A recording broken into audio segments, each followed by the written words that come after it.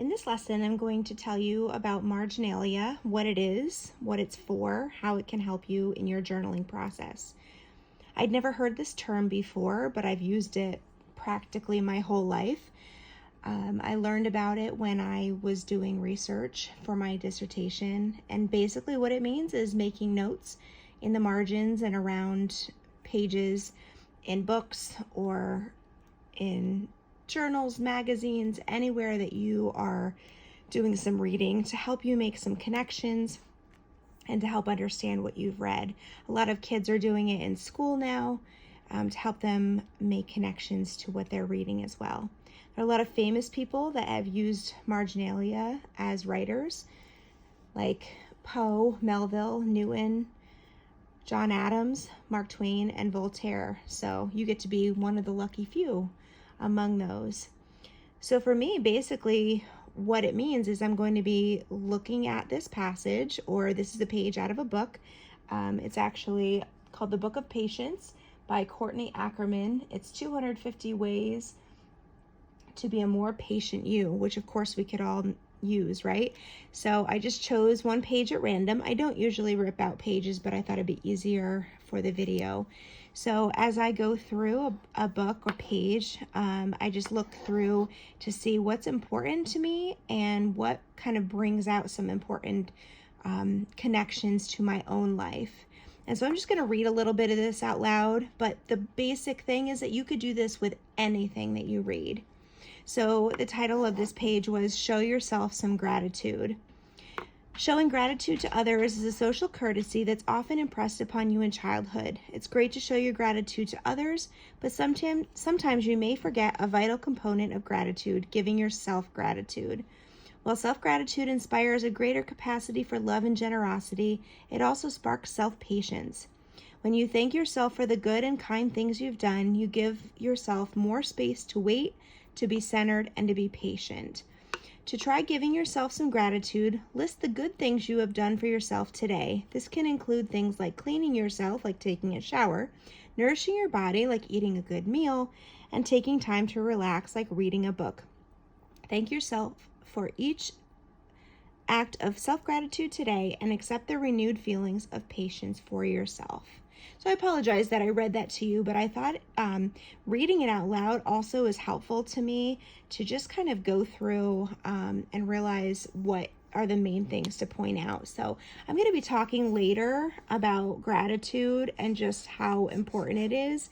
There's a lot of statistics to go with that. So of course, that's the first thing that jumped out at me, which also jumped out at me when I was actually going through to pick a page for this.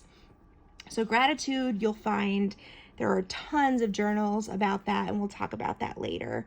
So I found it really interesting in reading this right now and how it talks about it's a social courtesy to show gratitude to others. I ended up being that person at Dollar Tree today that had to wait to get in because there were so many people helping each other with the door, which is such a great thing, right? But it's just those ideas of like, how can you be helpful to other people? I let a lady go ahead of me at Walmart. Yes, I was out doing errands today. And she only had one item. And so I let her go ahead of me because I had, multiple things. So that's something very obvious. Another thing that I thought was really important, and yes, I'm going to highlight this. I highlight under quite a bit, not always on top of. Impressed upon in your childhood, depending on your age, that's one of those things of respect that we often talk about, that like, yes, you should just do it because you should. And it's just interesting how, depending on when you were born, what that looks like, All right, so here I love this word, vital component of gratitude. So giving yourself gratitude. Now, when I read that, give yourself, what it pictures in my head is the first thought isn't just about love. The first thought is about being selfish. That's not what this is saying at all. So if that's what jumped into your head, just realize that's not what this is talking about, okay? So self-gratitude inspires capacity for love and generosity, which basically means it's that story of like you put your own mask on first. It doesn't mean you don't care about other people, but if you don't care about yourself and take care of yourself, you're going to run ragged, that you can't do your best for other people. And I know for myself, that's the most important thing to me, is being able to take care of others. So it does have the greater capacity for love and generosity. And then this whole concept, self-patience, oh my goodness, I'm double lining this because yikes, self-patience. I have no patience for myself at times, so it's really important. Thank yourself for doing good and kind things. Doesn't mean you need to say out loud, thank you. Well, maybe it will, but it doesn't have to, okay? But it gives us more time and space to wait. Oh, that's so important. To be centered and to be patient.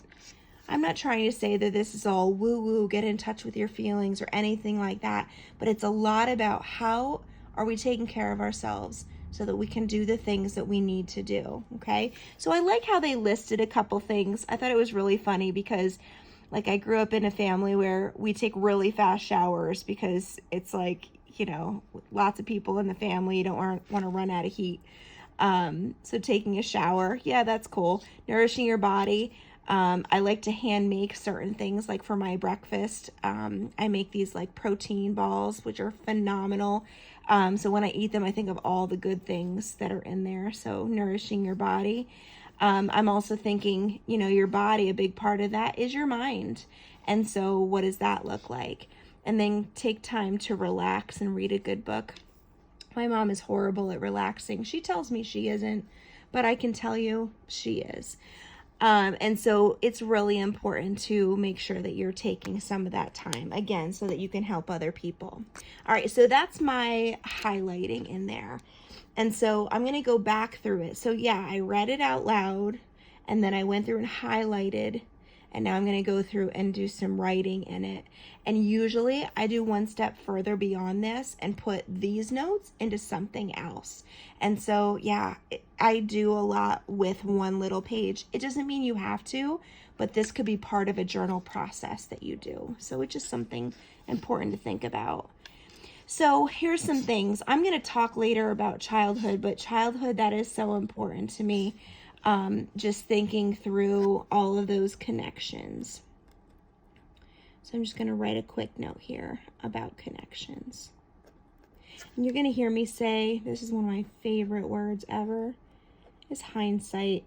And just thinking through about hindsight, it's all of those things that's led up to where you are. And yeah, you'll find that there are connections. So I really just love this idea that it's vital. Vital means you need it to live, right?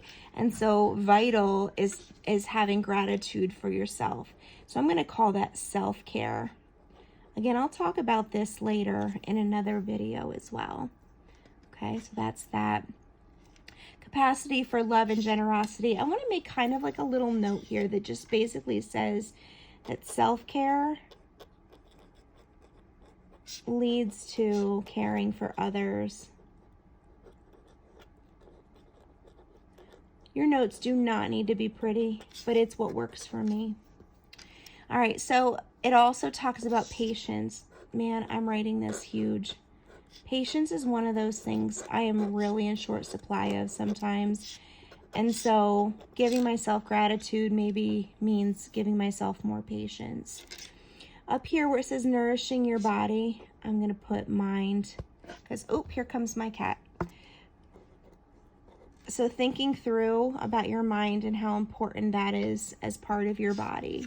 A lot of people found that they can connect or disconnect parts, but it's up to you of what things that you think are important. And for me, my mind is the most important part of my body. So that goes, you know, without being said. And then time to relax. I'm going to tell you something I mentioned about my mama, but for me, I find time to relax. I can't tell you, well, maybe I should. Relaxing to me, I read probably about 10 books in a day. And it doesn't mean 10 total books, but like 10 separate books. And so just finding things that help you connect to yourself and to others. So I'm just going to do one quick little thing about this. What I notice is I need to do a better job of caring myself so that I can care for others. And then I need to look through and think through the ways that have led up to where I am, meaning hindsight and the connections in my life to be able to do those things. So that is what marginalia is all about.